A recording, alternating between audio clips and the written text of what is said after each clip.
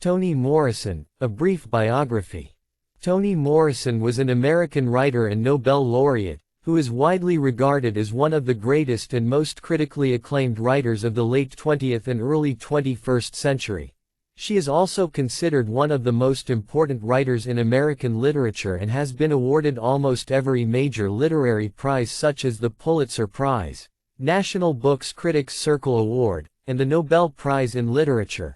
Toni Morrison, born Chloe Ardelia Wofford, was born on the 18th of February 1931 in Lorain, Ohio, to Rama and George Wofford. She was the second child out of 4 children. Morrison's mother was a housewife and a homemaker, and her father worked as a welder for U.S. Steel and did other odd jobs as well. When she was only 2 years old, a disturbing event took place in the family's life.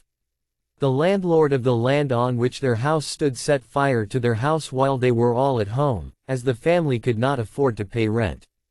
Morrison would later reveal that instead of going into despair, her family responded to this cruel incident by laughing at the landlord, demonstrating how to keep one's integrity and claim one's own life in the face of such evil acts. From a very young age, Morrison's parents told her stories and African American folktales and even taught her songs, thereby instilling in her a sense of language and pride in her heritage. She was encouraged to read books and she read widely, her favorite writers being Leo Tolstoy and Jane Austen. Morrison got the nickname Toni when she was 12 years old after she was baptized and given the baptismal name Anthony, named after the Portuguese priest and friar of the Franciscan order Anthony of Padua. Toni Morrison attended the local Lorain High School, where she actively participated in the drama club and the debate team.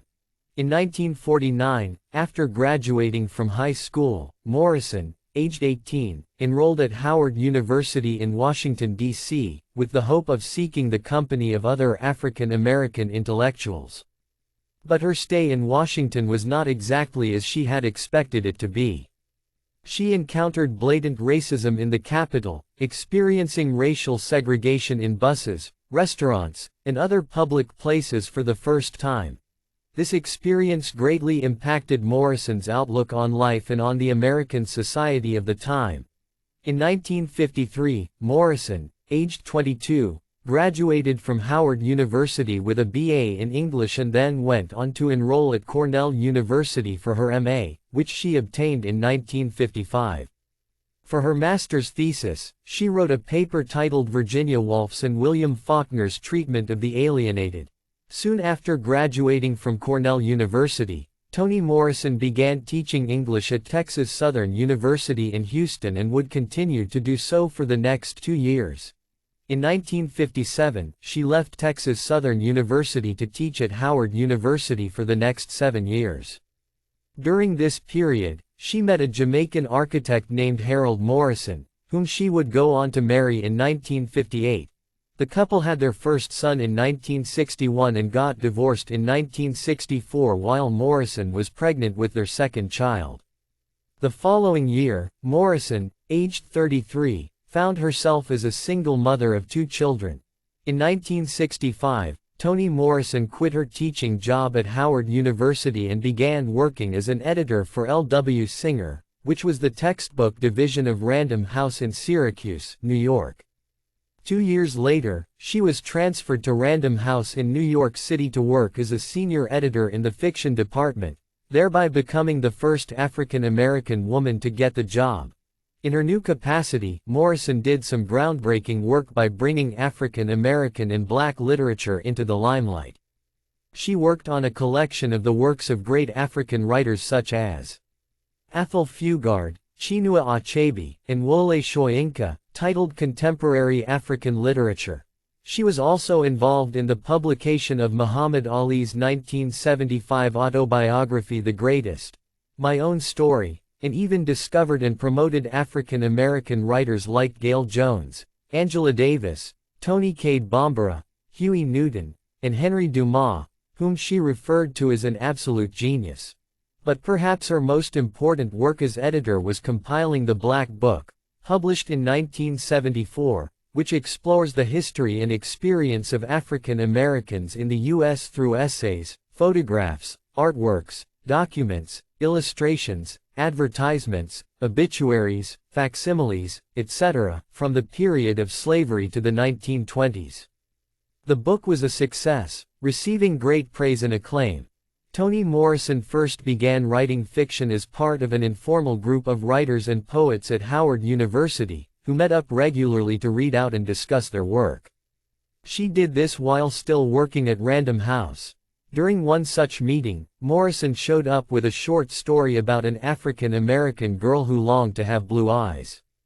She then proceeded to expand and develop this story into a proper novel. Being a single mother of 2 children, Morrison woke up at 4 in the morning every day to work on the novel, as it was the only quiet time she could find during the entire day. She would later state that her main intention for writing the novel was not to get it published but to read it for herself. However, in 1970, when Morrison was 39 years old, her first novel The Bluest Eye was published. It received mixed reviews and did not sell well initially. But sales drastically increased after several colleges put the novel on the reading lists of their literary curriculums. The novel was praised for its beautiful prose and for its references to African American history, folklore, sociology, etc., making it a staple in the Black Studies departments of several colleges. As the novel slowly garnered acclaim, it caught the attention of famous editor Robert Adams Gottlieb, who was then the editor-in-chief of Alfred A. Knopf and would soon become her editor. The publication of her first novel and its moderate success prompted Toni Morrison to continue writing fiction. 2 years later, in 1973, her second novel, Sula, was published by Knopf. The novel revolves around the story of a friendship between 2 black women and deals with the themes of motherhood, defiance against social conventions and structures, etc. Over the years, Sula came to be regarded by critics as an influential and important work for the formation of black feminist literary criticism. Years after its publication, the novel was nominated for the National Book Award. In 1977, Morrison's third novel, Song of Solomon, was published to great widespread acclaim. The novel follows the life of Macon, Milkman, Dead 3, an African-American man living in Michigan, from birth to adulthood. It deals with the themes of flight and freedom and shows the protagonist's search for independence from his family and self-realization as he tries to figure out who he is. The widespread success and acclaim the novel garnered brought Toni Morrison into the literary limelight. The novel won the National Book Critics Circle Award in 1978 and was chosen for Oprah Winfrey's Book Club, which served to increase its popularity and sales. It was also selected for the Book of the Month Club, making it the first novel by an African American writer since Richard Wright's Native Son to be selected. Morrison later admitted that the success of Song of Solomon allowed her to consider herself and call herself a writer. In 1998, the novel was ranked as the 25th best English-language novel of the 20th century by the Radcliffe Publishing Course. With only 3 novels to her name, Morrison became one of the most influential writers of African American literature. Her novels were studied and analyzed in schools and colleges. In 1979, Morrison was awarded the Barnard Medal of Distinction, Barnard College's highest honor. In 1983, 2 years after the publication of her fourth novel, Tar Baby, Toni Morrison left her job as a senior editor at Random House in order to dedicate more time to writing. She began teaching English again at Rutgers University New Brunswick and at the State University of New York. In 1984, she was appointed to an Albert Schweitzer Chair at the University at Albany, SUNY. In 1986, she became a visiting professor at Bard College.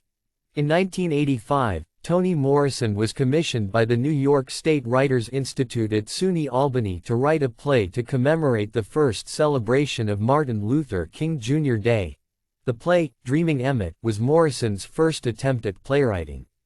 It is a historical retelling of the life of Emmett Till, a 14-year-old African-American boy who was beaten to death in 1955 by a group of white men, and the ensuing trial and acquittal of the killers. Morrison uses the play to explore the disproportionately high rate of death by violence among contemporary African American youths. The play, directed by Gilbert Moses, was first performed in January 1986 at Capitol Repertory Company in the Market Theatre in Albany to mixed reviews. Morrison had been nervous to work on the script of the play, later stating that no American novelist had ever successfully transitioned into writing plays.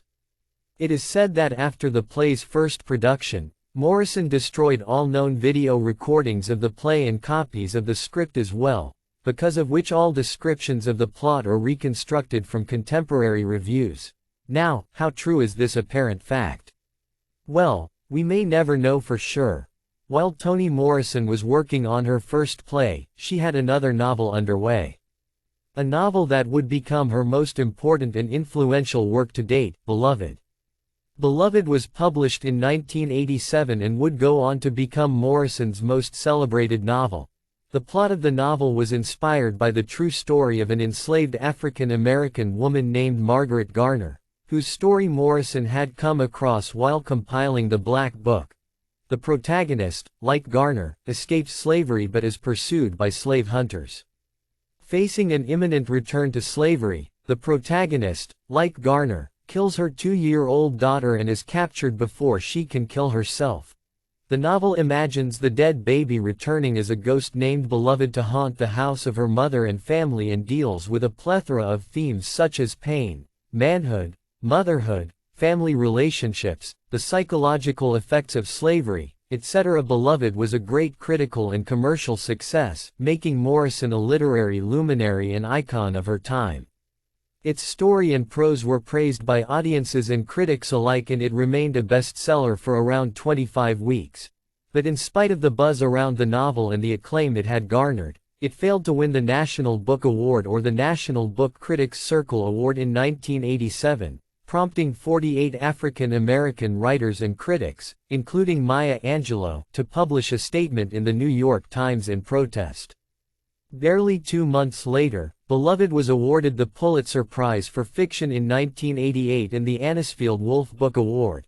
Morrison would go on to publish Jazz in 1992 and Paradise in 1997, which would complete the so-called Beloved trilogy. In her own words, Beloved, Jazz, and Paradise were intended to be read together, all three signifying the search for the beloved, the part of the self that was you and loved you and was always there for you. In 1992, Toni Morrison published her first book of literary criticism titled Playing in the Dark: Whiteness and the Literary Imagination. The book examines African American presence in the works of white authors of American literature, and it looks at the way their perception of blackness gave defining shape to their works and to the American literary canon. Morrison examined the works of major white writers like Edgar Allan Poe, Ernest Hemingway, Willa Cather, and Nathaniel Hawthorne. Through her examination, she finds that blackness played a significant role in structuring the works of these writers. The book would go on to become one of Morrison's most assigned texts on U.S. college campuses, along with some of her novels and her Nobel Prize lecture. In 1993, Morrison was awarded the Nobel Prize in Literature for being an author who, in novels characterized by visionary force and poetic import, gives life to an essential aspect of American reality. Interestingly, she was the first black woman of any nationality to win the prize. From 1989 onward until her retirement in 2006, Toni Morrison held the Robert Francis Gaheen Chair in the Humanities at Princeton University. Morrison also continued to explore different art forms. She provided texts for original scores of classical music, collaborating with composers like André Previn, Richard Danielpour, and Judith Weir. From 1997 to 2003, Morrison served as an Andrew D. White Professor at Large at Cornell University. In November 2006, she visited the Louvre Museum in Paris after being invited as the second in its Grand Invite program to guest curate a month-long series of events across the arts on the theme of the foreigner's home, wherein she credits foreigners with enriching the countries where they settle. Morrison would go on to publish 4 other novels: Love, A Mercy, Home, and God Help the Child, and several children's books and nonfiction works. On the 5th of August 2019, Toni Morrison, aged 88, died from complications of pneumonia. On the 21st of November 2029, a memorial tribute was held for Morrison at the Cathedral of St. John the Divine in Manhattan, New York City. The gathering was attended by influential personalities such as Michael Ondaatje, Oprah Winfrey, David Remnick, Angela Davis, and Edwidge Danticat. Toni Morrison is now widely regarded as one of the greatest American writers of all time and one of the most influential writers of the late 20th and early 21st centuries. Morrison's novels have made a major, groundbreaking contribution to African American literature, making her works a staple in the literary curriculums of colleges across America. Her works dealt with the African American history and experience in America and have given voice to the troubles, problems, and sufferings of a people, and have thrown light on the history of America and racism and the consequences of it. Within just 20 years since the publication of Beloved, the novel has become a classic of American literature, and Morrison and her works have become a permanent and important part of the American literary canon. Morrison received several awards and accolades throughout her illustrious writing career, which included almost all major literary prizes, honorary degrees from universities, medals such as the Presidential Medal of Freedom and the National Humanities Medal, etc. Documentaries have been made about her life and she has also been inducted into multiple Hall of Fames. But perhaps the greatest tribute to Morrison was the resolution that was passed in her hometown of Lorain, Ohio to declare her birthday, the 18th of February, as Toni Morrison Day, which was later adopted throughout the state of Ohio.